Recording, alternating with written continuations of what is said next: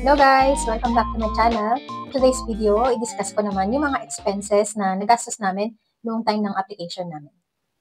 So, remind ko lang, hindi lahat ng expenses na to is applicable sa inyo. So, itong mga requirements na kinuha ko and expenses is based on our experience. So, kasama sa expenses is yung mga requirements para ma-launch yung application namin. Ito yung mga expenses na nagastos namin. Isa sa requirement is yung marriage certificate and birth certificate. Kaya kumuha kami ng copy ng PSA. Nag-renew ng passport yung dalawa kong anak kasi malapit na mag-expire. Ang cost ng passport is $950 plus $250. I think itong $250 is processing fee. Next is photo for facial image. Ang nagastos namin is 200 pesos. Tatlo na kami doon. Nagdala lang kami ng copy ng measurement para doon sa photo. Next is required ng NBI. So, kumuha kami ng NBI kasama yung isa kong anak na 17 years old. For medical naman, ang total na nagastos namin is 20,270. So, ito yung price bracket per age ng temporary visa para sa Australia, sa NHS Makati. So, i-view nyo na lang. Itong pricing na to is last year.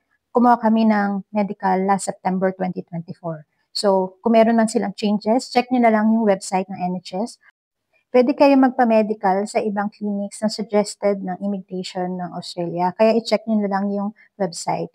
Ito naman yung nagastos namin para sa visa fees. So please take note na ang ginastos namin is for 1 adult and 2 minors. Kung may plan kayong mag-apply ng visa, i-consider nyo yung age ng anak nyo. Kasi pagdating ng 17 years old, considered as minor pa rin sila. So yung rate nila is minor. And pagdating ng 18, considered as adult. So makikita nyo dito, sa receipt namin yung difference ng charges nila for the visa fees. Please take note din na nagkakaroon sila ng increase sa visa.